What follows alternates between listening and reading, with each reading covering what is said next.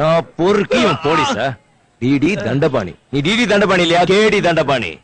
வெட்டா அவன் ட்ரெஸ் கட்டி கொடுத்தீங்க, நீ இன்ஸ்பெக்டர் விட்டு போறக்க? அவனே ஒரு தொடுப்பு, நீ அவனுக்கு எடுப்பா? அவனை அரெஸ்ட் பண்ணியா? யார அரெஸ்ட் பண்றதுன்னு எனக்கு தெரியும். நீயா? ஒரு சாமி, ரெண்டு சாமி, மூணு சாமி, நாலு சாமி, அஞ்சு சாமி, ஆறு சாமி. Deputy commissioner police. கொஞ்சம் பிடிக்கும். ஏன்னா அந்த போலீஸ் கேரக்டர் வந்து நின்று ஒரு சீன் எடுத்தோம்னா தைரியமா எவனா அடிச்சா கூட யாரும் கேட்க மாட்டாங்க. அது அந்த மாதிரி ஒரு ஆட்டோமேட்டிக்கா அந்த காக்கி சட்டைக்கு வந்து ஒரு பலம் இருக்கிறதுனால அந்த கேரக்டர்ஸ் கூட படம் எடுக்கும் போது நமக்கே டோட்டலா ஒரு வைப்ரேஷன் இருந்துகிட்டே இருக்கும். ஏதோ ஒரு நல்ல சீன் எடுக்கிறோன்ற மாதிரி.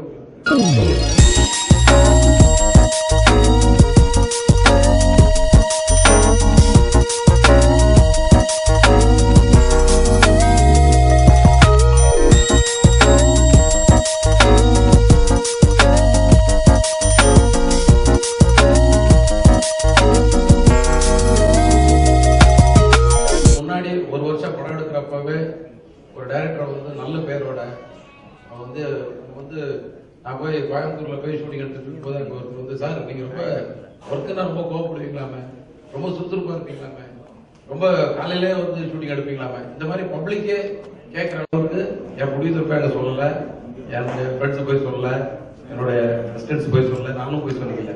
ஆனா பத்திரிகை மூலமா அங்கே போய் சேர்ந்துருக்கு. அதற்கு என்னை வந்து ஒரு நல்ல உழைப்பாளின்னு என்னை வந்து முதல்ல எல்லாரும் சேர்ந்து காட்டிருக்கீங்க. அதுக்கு என்னுடைய மிகப்பெரிய நன்றி. என்னுடைய படத்தை வந்து நான் வந்து ஃபர்ஸ்ட் படம் தமிழ், அது வந்து ரொம்ப பெருசா போகல. ப்ரொடியூசர் கையை கிடைக்காத அளவுக்கு, டிஸ்ட்ரிபியூட்டர் கையை கிடைக்காத அளவுக்கு நல்லபடியா போச்சு. ஆனா மிகப்பெரிய ஒரு ரன் எனக்கு கிடைக்கல தான். ஆனா அது மிகப்பெரிய ஒரு வெற்றி படம் எடுத்த ஒரு டைரக்டருக்கு எந்த அளவுக்கு பேர் கிடைக்குமோ அந்த அளவுக்கு ப்ரெஸ் ஃபுல்லா அப்படியே ஃபுல்லா சப்போர்ட் பண்ணியிருந்தீங்க. அடுத்த சாமி அதே மாதிரி சப்போர்ட் இருந்துச்சு. அதுக்கு அடுத்தடுத்த படங்கள்ல எந்தெந்த இடத்துல அவர் இருந்தாலும் சுட்டி காட்டினீங்க. ஆனா நான் ரொம்ப கமர்ஷியல், எப்படி படம் வந்து தைரியமா கமர்ஷியல் எடுக்கிறோம் அது மாதிரி எவ்வளவு திட்டினாலும் வந்து நான் வந்து கோச்சிக்கவே மாட்டேன். ஏன்னா எனக்கு வந்து நம்ம தப்பு பண்றோம்னு தெரியும். கமர்ஷியலா கச்சா முடிச்சு டமான் டிபில் அடிச்சாச்சுன்னா கொஞ்சம் எழுதுறப்ப வந்து என்ன விளையமா எடுத்துக்கிறேன் எழுதாதான் செய்வாங்க. அதை வந்து நான் உண்மையா சொல்றேன். நான் வந்து சந்தோஷமா எடுத்துக்கிற ஆட்கள்ல நான் ஒரே ஆள் சொல்லக்கூடாது, ஆட்கள்ல நான் நம்பர் 1. ஆனா எந்த இடத்துலயும் என்னுடைய கேரக்டரையோ உழைப்பையோ அவர் ப்ரொடியூசர் டைரக்டர் சொன்ன டைம்ல கொடுப்பாருன்றதையோ இல்ல வந்து இழுத்து விடுவாங்க இல்ல இதுவரைக்கும் எந்த ஒரு என்னை வந்து பத்திரிகையில வந்து நீங்க வந்து ஒரு வார்த்தை கூட என்ன வந்து இது விட்டு கொடுக்காம அந்த விஷயத்துல பண்ணிருக்கீங்க. அதுக்கு வந்து எல்லா பத்திரிகைக்கும் எல்லா ஊடகங்களுக்கும் மிகப்பெரிய நன்றியை சொல்லிக்கிறேன். இது வந்து அது மூலமா தான் நிறைய பேர் இன்னைக்கு ப்ரொடியூசர் கவுன்சில் போனா ப்ரொடியூசர் வந்து பிரச்சனை எல்லாம் டைரக்டர் வருவார், அவர் வேலையை பார்ப்பார் போயிடுவாரு, அந்த மாதிரி சொல்ற அளவுக்கு நீங்க வந்து எனக்கு பண்ணிருக்கீங்க. மிகப்பெரிய நன்றி. ரெண்டாவது 12 படங்கள் முடிச்சு 13ஆம் படம் வந்திருக்கேன். எனக்கே வந்து ஆச்சரியமா இருக்கு. திரும்பி பார்த்தா இவ்வளவு நாள் எப்படா எத்தனை ஷார்ட் எடுத்தோம், எத்தனை படம் எடுத்தோன்னே ஆச்சரியப்படுற அளவுக்கு பூஜை வந்து விஷால் வந்து ப்ரொடியூசராக இருக்கும்போது அவர் கூட கமிட் ஆகும்போது பயமா தான் இருந்துச்சு எனக்கு. ஏன்னா ஹீரோவே ப்ரொடியூசர் தான் எப்படாது, அதாவது இது வரைக்கும் அந்த மாதிரி என்ன பண்ண போறாங்க. ஆனா விஷால் வந்து இதுக்கு முன்னாடி அந்த பாண்டிய நாடுக்கு அப்புறம் கொடுத்த பேட்டிகள், பிரஸ் மீட்ல பேசுற பேச்சுகள், இந்த மேடைகள்ல பேசுற பேச்செல்லாம் பார்க்கும்போது எனக்கு வந்து ரொம்ப மெச்சூர்டா இருக்காரு, ரொம்ப நம்பிக்கை வந்துச்சு. நிச்சயமா அவர் கூட வந்து நம்ம தைரியமா போகலாம். நம்ம கதையும் வந்து கொஞ்சம் கதை வந்து எமோஷனலா ஒரு கை கணக்கமான கதையா இருந்தாலும் ஸ்கிரீன் பிளே பெருசா இருக்கு. இந்த ஸ்கிரீன் பிளே வந்து நல்லபடியா நம்ம வந்து படமா கொண்டு வரணும்னா ஒரு சரியான ப்ரொடியூசர் வேணும். சரியான ப்ரொடியூசர் கதையை நல்லா புரிஞ்சுக்கிற ஒரு ப்ரொடியூசர். ஸோ ஒரு ஹீரோ வந்து நிச்சயமா வந்து ஒரு டைரக்டர் எடுத்து நல்லா கதையை புரிஞ்சுக்கிட்டாதான் அது வந்து நல்லா வரும் அந்த படம். அந்த வகையில இவரே ப்ரொடியூசரா இருந்தா நிச்சயமா வந்து செலவெல்லாம் நல்லா பண்ணுவாரு. அவருக்கே தெரியும் என்ன எடுக்கிறாரு, அதனால எந்த பிரச்சனையும் வராது. தைரியமா நம்ம இவர் கூட போனேன். உள்ள போன தெரிஞ்சது ஒரு எக்ஸலன்ட் ப்ரொடியூசர் கூட நான் வந்திருக்கேன். ஏன்னா கடவுள் புண்ணியத்துல அவருக்கு வரைக்கும் ரிலீஸ் பண்ண 2 படமும் சொந்தமாக இருக்க 2 படத்தையும் சொன்ன டைம் ரிலீஸ் பண்ணியிருந்தாரு. அதே மாதிரி இந்த படத்தையும் தீபாவளி கொண்டு வரணும்னு நினைச்சாரு. நாங்களும் கூட சேர்ந்து உழைச்சோம், கரெக்டா கொண்டாடினோம். அவ்வளவு ஒரு அருமையான ஒரு ப்ரொடியூசர் சொல்லலாம். அன்னைக்கு கூட நம்ம போன வாரம் மீட் பண்ண சொன்னேன். ஒவ்வொரு விஷயமும் டெய்லி உட்கார்ந்து கணக்கு பார்த்துட்டு இருக்காரு. நம்மள டார்ச்சர் பண்றது கிடையாது. ஆனா மேனேஜர் கிட்ட ஏன் அதிகமா போச்சு, ஏன் கம்மியா போச்சுன்ற விளக்கத்தை தெரிஞ்சுக்கிறாரு. இந்த மாதிரி ப்ரொடியூசர் தான் எனக்கு பிடிக்கும். ஏன்னா இந்த மாதிரி இருக்குதுன்னா கடைசி வரைக்கும் ஏன் அதிகமா போச்சுன்னு கடைசி நாள் பார்த்து யாருமே கேட்க தேவையில்லை. முதல்ல தெரிஞ்சிடும் எதுக்கு அதிகமா போகுது, எது கம்மியா போகுது. இந்த மாதிரி அவர்கிட்ட இருந்து நிறைய பேர் வந்து புதுசா வர ப்ரொடியூசர் தெரிஞ்சுக்கலாம். இந்த மாதிரி நம்ம பணத்தை போட்டா மட்டும் பார்த்தாது, அவங்க பார்த்துப்பாங்க அதெல்லாம் கிடையாது. நம்ம உட்காந்து கணக்கு பார்க்கணும். அப்பதான் வந்து நம்ம காசு வந்து பத்திரமா வருதா வரலையாங்கிறது முதல்ல தெரியும். கொஞ்சம் அதிகமா போனாலும் முதல்ல ப்ரிப்பேர் ஆயிடலாம், கொஞ்சம் கம்மியா இருந்தாலும் முதல்ல இன்னும் கொஞ்சம் பப்ளிசிட்டி பண்ணலாம், அந்த காசு வச்சு ப்ரிப்பேர் ஆயிடலாம். இந்த மாதிரி ஒரு நல்ல ப்ரொடியூசரா இருந்தாரு. கடைசியா எனக்கு யூஎஸ் சர்டிபிகேட் கிடைச்சது இந்த படத்துக்கு. அந்த யூஎஸ் சர்டிபிகேட் கூட சந்தோஷமா வாங்கிக்கோங்க சார். எனக்கு படம் உள்ள ஃபுல்லா பார்த்திருக்கேன். இதுல இருந்து எதையும் வந்து ஒரு ஆக்ஷன் சீன்ஸ் எல்லாம் தூக்குனா யூ கூட கிடைச்சிருக்கலாம். பட் வேணாம், நீங்க வந்து யூஏ வாங்கிக்கோங்க, நம்ம இது கூட டிராவல் பண்ணிடலாம், நல்லா இருக்கு படம், நல்லா இருக்கு, வேணாம்னு சொல்லி கடைசி வரைக்கும் சப்போர்ட்டா இருந்திருக்காரு அந்த விஷாலுக்கு வந்து இந்த படத்துக்கு. எப்பவுமே நான் ப்ரொடியூசர் டைரக்டர், அதனால ப்ரொடியூசர் பத்தி நிறைய பேசுறேன். அவருக்கு மிகப்பெரிய ஒரு நன்றியை சொல்லிக்கிறேன். ஐயாவுக்கு ஒரு படம் எடுத்தேன், அதுல ஃபுல்லா குடும்ப கதை தான்.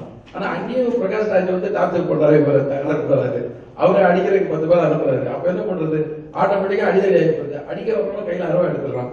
எவ்வளவு சாப்பிட்டா போனாலும் சவுத்து வச்சு எடுத்தோம்னு வச்சுக்கோங்களேன், அங்க வந்து எப்படி ஒரு தகராறு வந்துருது, ஒரு பிரச்சனை வந்துருது.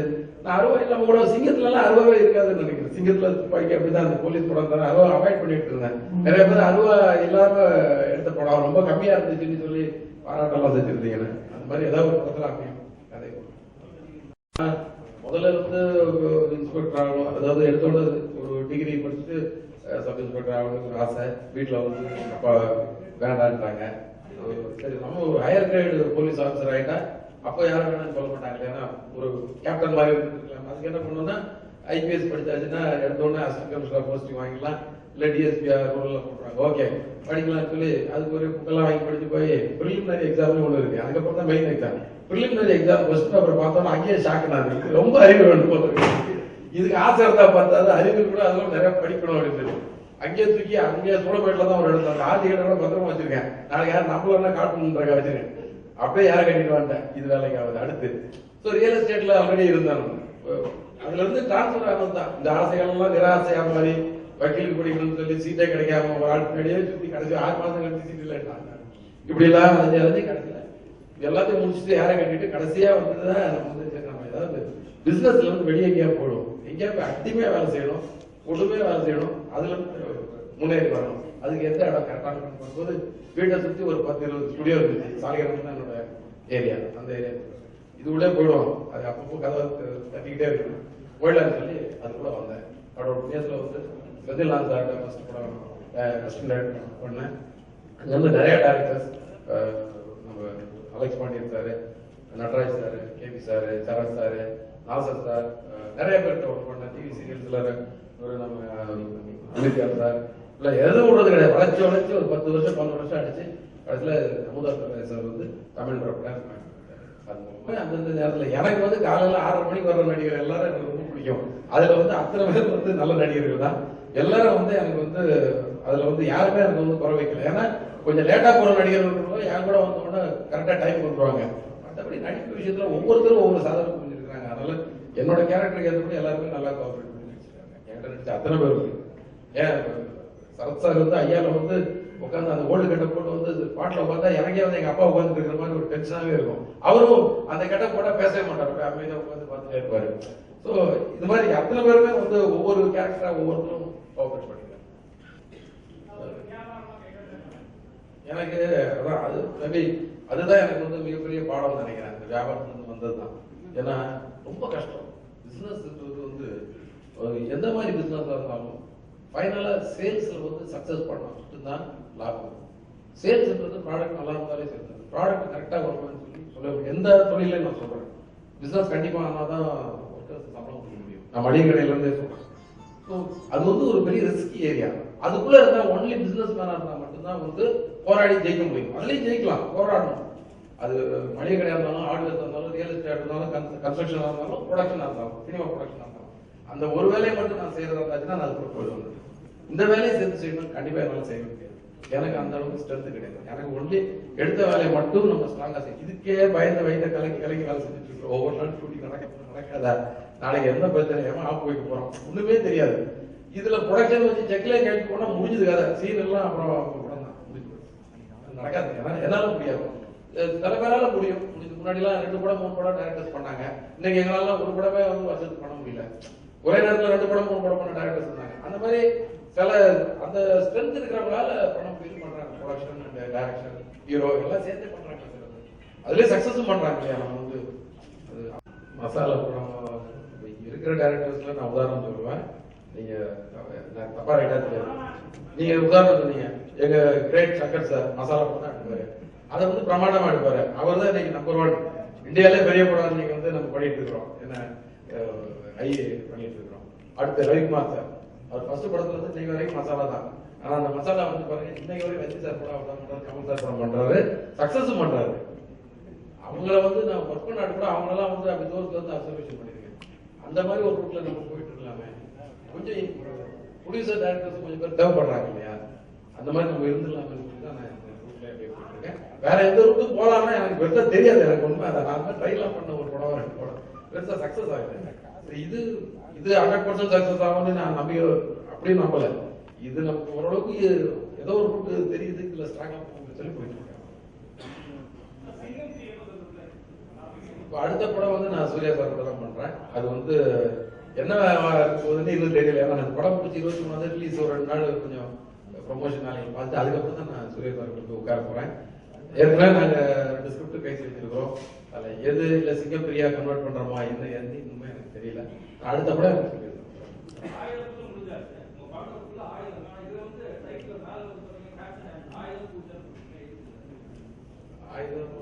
கொஞ்சம் ஆக்ஷன் படங்க, அதனாலதான் அது படம் தெரியவே கிடைச்சது. அடிதடியே கொஞ்சம் கூட்டுக்கிட்ட அதெல்லாம் இருக்கு. ஒரு ஃபேமிலி படமா தான் எடுத்திருக்கோம். ஆனா ஃபேமிலி வந்து கொஞ்சம் குறைவாகவும் எமோஷனா கதை சொல்றதுக்கு மட்டும் ஃபேமிலி வச்சுக்கிட்டு மற்ற விஷயங்கள் என்டர்டைன்மெண்ட்டுக்கு வந்து நல்ல ஒரு லவ் ட்ராக்கு சொல்லி கூட அந்த இவருக்கு நம்ம சூரிக்கு வந்து ஒரு ஃபர்ஸ்ட் கிளாஸா ஒரு இதாக அமைஞ்சிருக்கு.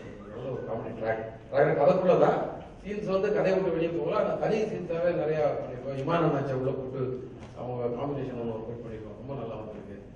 அதே மாதிரி ஆக்ஷனும் நிறைய வந்திருக்கு. அதுல வந்து அதனால நான் இதை ஒரு கேப்ஷன் போட்டுருக்கோம். ஸ்கிரிப்ட் நான் சீக்கிரம் முடிக்கிறதே இல்லை. நான் இப்போ 6 மாசம் மினிமம் ஸ்கிரிப்ட். அந்த 6 மாசம்ன்றது எனக்கு 1 வருஷம். ஏன்னா என்னோட நம்பர் ஆஃப் ஒர்க்கிங் ஹவர்ஸ் வந்து 16 மணி நேரம் 18 மணி நேரம்.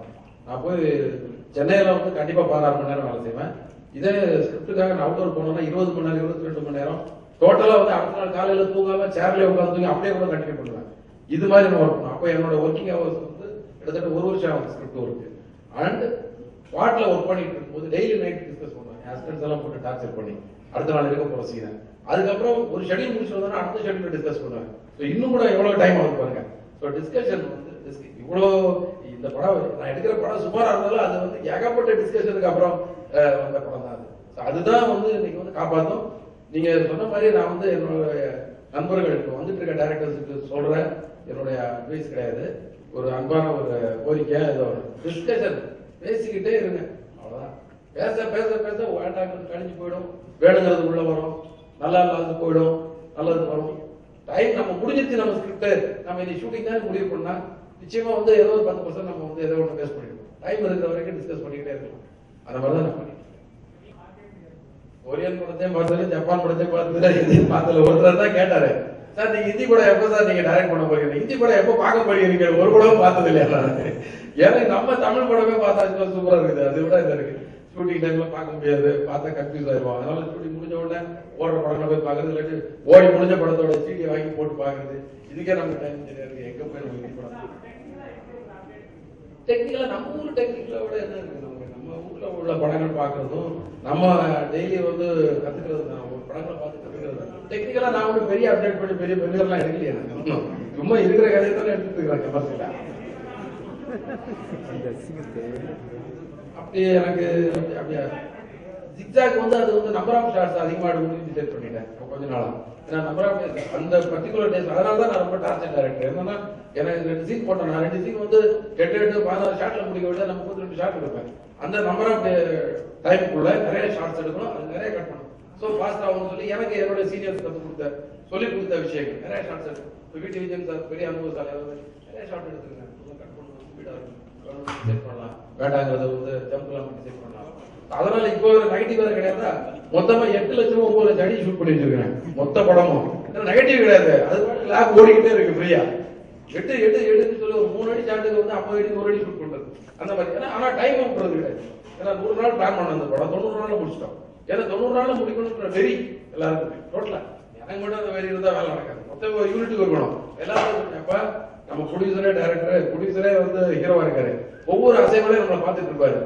நம்ம வந்து சொன்னதை விட கம்மியா 10 நாள் எப்படியா முடிச்சுட்டு வந்த படத்தை. அதுதான் நமக்கு வந்து அவருக்கு கொடுக்குற நம்ம வந்து ஒரு பெரிய பெனிஃபிட்டா இருக்குன்னு சொல்லி அந்த மாதிரி முடிச்சோம். நம்பர் ஆஃப் ஷாட்ஸ் நிறைய எடுக்கும்போது ஆட்டோமேட்டிக்கா வந்து மேபி நீங்க சொல்ற மாதிரி என்னன்னா ஒரு லென்த்தா ஒரு 100 அடி ஷாட்டை 10 அடி ஷாட்டை ரேம் பண்ணி கட் பண்றான். அது பரபரன்னு எல்லாம் ஓடுது. மொத்தம் பைக்கு காரு அது மாதிரி சிங்கத்துல இருந்து ஒர்க் அவுட் பண்ண ஆரம்பிச்சேன். ஆக்சுவலா இந்த படத்துல வந்து ஒரு புதுசா ஒரு விஷயம் பண்ணிருக்கேன். ஏற்கனவே இந்த சிங்கத்துல பண்ணதை வந்து கொஞ்சம் வைடா பண்ணிருக்கேன். சிங்கத்துல ஒரு 4-5 ஷாட் ட்ரை பண்ணேன். இதுல ஒரு 40-50 ஷாட் ட்ரை எல்லாமே டாப் ஆங்கிள் பண்ணிருக்கேன். ஏன்னா ஒரு சேசிங் ஃபுல்லாவே வந்து ஒரு வில்லேஜ் வந்து டாப் ஆங்கிலே பார்த்தா எப்படி இருக்கும். சாதாரண மக்கள் பார்க்க முடியாத ஒரு ஆங்கிள். தென்னை மரத்துக்கு மேலே பனை மரத்துக்கு மேலே ஒரு ஷாட் 2 ஷாட் எல்லா படங்களே வந்து நிறைய ஷாட்ஸ் போட்டு பண்ணிருக்கேன். சேசிங் நல்லா வந்து சொன்னாங்க. அது பார்த்தா இன்ட்ரெஸ்ட் சார்.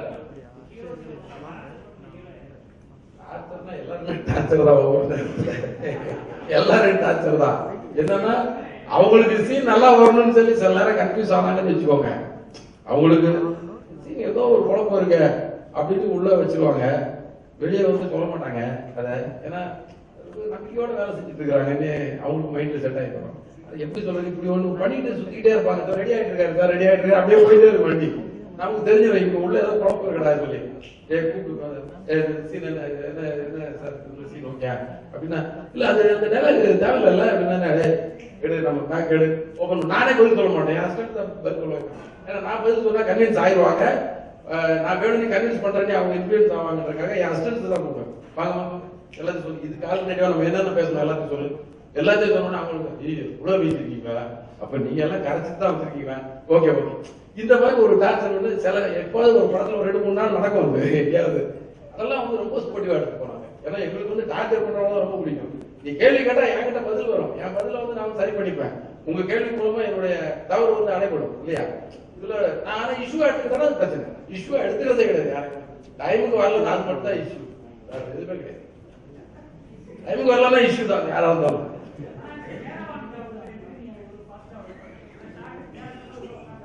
அது கொஞ்சம் கஷ்டம் தான். ஆனா தவிர்க்க முடியாத ஒரு காலமா நம்ம ஆயிட்டோம். ஏன்னா முன்னாடி வந்து யார் கையிலுமே வந்து கேமரா கிடையாது. 32 பிலிம் 36 அதே பார்த்து எடுக்கணும். இன்னைக்கு டப் பப்ளிக் கையில வந்து டப்னு அடிக்கிறாங்க. கண்டிப்பா வந்து ஒரு ஆர்டிஸ்ட் முதல் தெரிஞ்ச ஒரு சின்ன ஆர்டிஸ்டா இருந்தாலும் அவங்கள வந்து நம்ம வந்து ஒரு மரத்தடியில் உட்கார்ந்து ஒரு மூக்கு ஓடு சீந்தனா கூட அதே ஒரு போட்டோ எடுத்து போடுவாங்க. இந்த கண்டிஷன்ல இருக்கு. கண்டிப்பா அவங்களுக்கு கேரவன் ப்ரொவைட் பண்ணுவோம். ஆனா அதுல ரொம்ப நம்ம வந்து ரொம்ப கன்னிங்கா இருக்கணும். இன்னைக்கு யார் வரா, அடுத்த நாள் யார் போறா, 2 கேரவன் வச்சுட்டு எப்படா கேம் ஆடுறது வச்சுட்டு அப்படின்னு சொல்லி 3 டோர் கேரவன் இருக்கா, டபுள் டோர் கேரவன் இருக்கா. இவர் சிங்கிள் டோர் தான் கேட்பாரு. ஆனா இவர் நாளைக்கு போறாரு, அடுத்த நாள் அவரை ஏற்றணும். நடுவில் ஒரு நாளைக்கு ஒரு கேரவன் வரக்கூடாது. ஏதாவது ஒண்ணு போய் சொல்லி இவரை ஏமாத்தணும். இவர் சீக்கிரம் வரணும். இப்படி நாங்க ஒரு கேம் ஒன்று ஆடுவோம். அது வந்து ப்ரொடக்ஷன் டீம் கூட சேர்ந்துட்டு அதுல வந்து அவங்களுக்கு ஏமாற மாட்டாங்க. ஏமாந்த மாதிரி நடிச்சுட்டு அவங்களும் வந்து அட்ஜஸ்ட் பண்ணி போயிடுவாங்க. அப்ப போயிட்டா நமக்கு செலவு வேஸ்ட் இருக்காது. கண்டிப்பா கேரவன் கல்ச்சர் வந்து இப்ப நமக்கு கண்டிப்பா தேவை. அது இல்லைன்னா வேலை. அதுவும் லேடிஸ் எல்லாம் வந்து ஒரு பெண்ணுக்கு நடிக்க விட்டாலே அவங்களுக்கு நம்ம வந்து முழு பாதுகாப்பு கொடுக்கணும். அதுக்கு வந்து கேரவன் இல்லைன்னா நடக்காது. ஒருவேளை ஒரு ஏரியாக்குள்ள இருந்தோம்னா வீட்டுக்குள்ள இருந்து பண்ணிடலாம். ஓப்பன் ஏரியானா ஆம்பளை கூட அட்ஜஸ்ட் பண்ணலாம். லேடிஸ் வந்து மஸ்ட் கிவ் கேரவன். அது வெரி இம்பார்ட்டன்ட். நமக்கு எப்படி கையில மொபைல் போனோட சுத்துறோமோ அது மாதிரி பைக்ல போறோமோ கார்ல போறோமோ அதே மாதிரி கேரவன் வந்து இம்பார்ட்டன்ட் ஃபில்ம். இந்த படத்துல சொல்லியாசன் உங்களுக்கு பாக்குறதுக்கு எந்த விதத்துல பயன்படுத்திருக்கீங்க, கவர்ச்சியை எந்த அளவுக்கு பயன்படுத்திருக்கீங்க, அவருடைய அனுபவம். நமக்கு இந்த படத்துல எப்பவுமே வந்து கவர்ச்சியே இருக்காது. சீன்ஸ்ல எல்லாம் வந்து பொலைட்டா ரொம்ப ஒரு ஹோம்லியான கேரக்டரா இருப்பாங்க. எவ்வளவு மாடர்ன் கேரக்டரா இருந்தாலும் இப்போ நான் மாடர்னா ரொம்ப டீல் பண்ண கேரக்டர் வந்து சிங்கத்துல அனுஷ்கா கேரக்டர். நல்ல ஒரு பிச்சான ஒரு பொண்ணு மாடர்னா ட்ரெஸ் பண்ணிப்பா, பிளைட்ல வந்து இறங்குவா, அப்பா கிட்ட ஃப்ரெண்ட்லியா இருப்பா, அம்மா கூட சேர்ந்து அப்பா கலை இந்த மாதிரிலாம் இருக்கும். இருந்தாலும் அவளுடைய இதை வந்து காட்ட மாட்டான். ட்ரெஸ்ஸிங்லயும் சரி அவளுடைய அவளுடைய கேரக்டரும் வந்து அவளுடைய நம்மளுடைய பண்பாடை வந்து தாண்டாத அந்த மாதிரி கேரக்டர் தான் காட்டிருப்பேன். சாங்கு வரும்போது கொஞ்சம் கிளாமரா காட்ட வேண்டிய சூழ்நிலை வரும். அது காஸ்டியூம்ல இருக்கும். அதே ஃபார்முலா தான் நான் இந்த பண்ணியிருக்கேன். சாங்ல வந்து கொஞ்சம் கிளாமரா இருப்பாங்க. மற்ற சீன்ஸ்லாம் வந்து பொலைட்டான ஒரு நம்ம தமிழ் குடும்பத்துக்கு பெண்ணா ரொம்ப வந்து ஒரு மாடர்ன் தாட்டுள்ள தமிழ் குடும்பத்துக்கு பெண்ணா. அதுக்காக அவங்க வந்து ரொம்ப பின்னாடி போய் திங்க் பண்ற ஆளா கிடையாது. நல்லா யாரா இருந்தாலும் டேரிங்கா இருந்து பேசுற மாதிரி ஒரு கேரக்டர். அதுக்காக தான் நான் ஸ்ருதியே வந்து இந்த படத்துல அவங்க நடிக்கணும்னு நினைச்சது காரணம் அந்த கேரக்டர் வந்து ரொம்ப முன்னோடியான கேரக்டர். அது அவங்க பண்ணா நல்லா இருக்கும். இமேஜ் வைஸ் அவங்களுக்கு வந்து அந்த ஃபாஸ்ட் தாட் உள்ள ஒரு பெண்ணா அவங்க வந்து, ஏன்னா பல துறைகள்ல வந்து அவங்க வந்து சாதனை பண்ணிடுறாங்க. மியூசிக்ல இருந்து நடிப்புல இருந்து நிறைய விஷயங்கள் அவங்க அந்த இமேஜ் நல்லா இருக்குன்னு சொல்லிட்டு அவங்க இல்லைங்க சார். நான் தெலுங்கு எனக்கு தெலுங்கு பண்ணணுன்ற எண்ணங்கள் ஆசை இல்லை, எண்ணங்கள் இருந்துச்சு. ஆனா கடவுள் புண்ணியத்துல நம்ம படம் வந்து இங்க வந்து உடனே டப்பாகி போயிடுது. இப்போ பூஜை கூட வந்து சைமல்டேனியஸாவே ரிலீஸ் ஆகுது. ஸோ ஒரே கல்ல 2 மாங்காய் விழுந்து இன்னொரு மாங்காய் நிறைய பேர் கேட்டிருக்காங்க. பட் அதுக்குரிய வாய்ப்பு ஏன்னா நம்ம படமே போயிடுறாங்க. எப்போ டேட் கொடுக்குறாங்களோ பண்ணிட வேண்டியது. எனக்குலாம் ரொம்ப ஆசை தான் எல்லா ஆட்சியும் கூட பண்ணணும்னு சொல்லி. பட் அது நான் மட்டுமே ஆசைப்பட்டா நடக்காது. அமையணும். நிறைய பேர் கூட பேச்சுவார்த்தைலாம் அமையணும். ஒரு ப்ரொடியூசர் வந்து அவங்கள வச்சு படம் பண்ற ப்ரொடியூசர் வந்து என்ன வச்சு படம் பண்ணணும், எங்க 2 பேரும் டேட் ஒன்னா கிளாஷ் ஆகணும். இவ்வளோ டைம் இருக்கு. நான் வந்து வெயிட் பண்ணி படம் பண்றாங்க. ஒரு படம் பண்ணும்போது இன்னொரு படம் நான் வந்து கம்மி பண்ணிடுவேன். அப்படியே ஜப்பாய் ஓடிக்கிட்டே இருப்பேன். அதனால அது அமைப்பு வந்து நிச்சயமா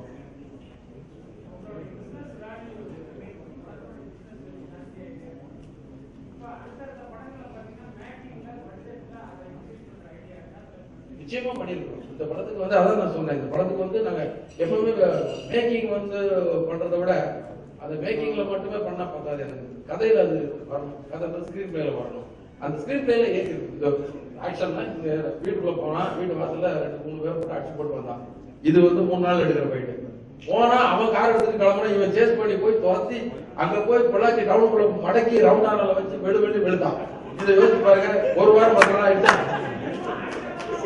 சரி ஆக்ஷன்ல உங்களுக்கு பட்ஜெட் ஏறிட்டு இல்ல. ஏன் பட்ஜெட் தான் அந்த ஒர்க்கிங் எல்லாமே இருக்கு. ஏன் ஏற்கிறோம்? ஹீரோவுக்கு வந்து இவ்வளவு நம்ம காம்பினேஷன்ல இந்த அளவுக்கு ஒரு பிசினஸ் இருக்கும், இந்த அளவுக்கு ஒரு வேல்யூ கொடுத்தா ஆடியன்ஸ் ஒரு இன்ட்ரெஸ்டா இருக்கும். வீட்டு வாசல்ல போய் ஒரு கதையை மட்டும் சொல்ற கதையா இருந்தா வீட்டுல 4 குடுத்துட்டு வந்தா பட்ஜெட் கூட போட தேவை. அதையும் ரசிப்பாங்க. அதே வந்து எல்லா படத்தையும் ரசிக்கிறாங்க. நானே வந்து வர்ற சின்ன படங்கள்ல உள்ள பெஸ்ட் பிலிம்ஸ் டைரக்டர்ஸ் எல்லாம் கூப்பிட்டு ஷூட் நடத்துறீங்க. உங்களுக்கு எல்லாம் வந்து இன்னும் பெரிய ஆர்டிஸ்ட் கிடைச்சா பின்னி எடுத்துவீங்க நீங்க. நானும் என்கரேஜ் பண்ணேன். பட் இது ஒரு பேட்டர். இதுக்கு வந்து நம்ம அந்த ஆர்டிஸ்ட மைண்ட்ல வச்சுட்டு இந்த ப்ரொடியூசருடைய கவனத்துக்கு எத்தனை நாள் நான் பண்ணலாம், உங்களுக்கு எவ்வளவு பண்ணா கட்டுப்படி ஆகும் கேட்டுட்டு அதுக்கப்புறம் ஸ்டார்ட் பண்ணேன். அது பண்ணா நம்ம வந்து ஸ்கிரீன் பிளே பண்ணும்போதே வந்து இதுக்கு வேணாம், ஹெலிகாப்டர் வேண்டாம், 7 லட்சம் எக்ஸ்ட்ரா போகுது, வர்றது 15 அடி தான் வந்து பண்ணல, 150 அடி தான் வைக்கலாம், ஹெலிகாப்டர் 15 அடி பண்ணலாம். ஓகே சிசி ஆனா யாருக்கு தெரியக்கூடாது அப்படின்ற மாதிரி ஒரு ஐடியா பண்ணுவோம் தெரியுமா. நான் வந்து ஒரு சாரி வந்து ஹீரோயினிக்கு வாங்க கூட எவ்வளவு 17,000 ரூபாய் ஒரே ஒரு தெரிய போகுது. எனக்கு 6,000 ரூபாயில சாரி போகுது. இது தேவையாது. 6,000 ரூபாய் போகுது. ஒரு சேர்த்து லாக் அது கும்பல இருக்கு. ஒன்றும் தெரிய போறது கிடையாது. இப்படிதான் நான் வந்து சாரியை எடுப்பேன். நான் அப்போ ஹெலிகாப்டர் ட்ரெயின் எல்லாம் யோசிச்சு பாருங்க எவ்வளவு டார்ச்சர் பண்ணுவாங்க. வழக்கமா கமர்ஷியல் படத்துக்கு வெளிநாட்டுக்கு போய் பாடல் கட்சி எடுத்துக்கல. இதுல சுவிட்சர்லாந்து போயிருக்கேன். சுவிட்சர்லாந்துல ஒரு நல்ல இன்ட்ரெஸ்டிங் லொகேஷன் கிடைச்சது. ஒரே ஒரு சாங் மட்டும் பண்ணிருக்கேன்.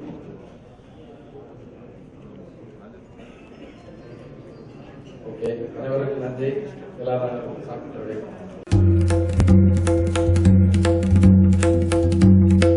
அகர வரியில் பெண் கவியில் காவிய தமிழில் புத்தெழுச்சியில் தமிழ் மீடியாவின் தமிழில் தினமும் உலகை புதிதாய் காணலாம்.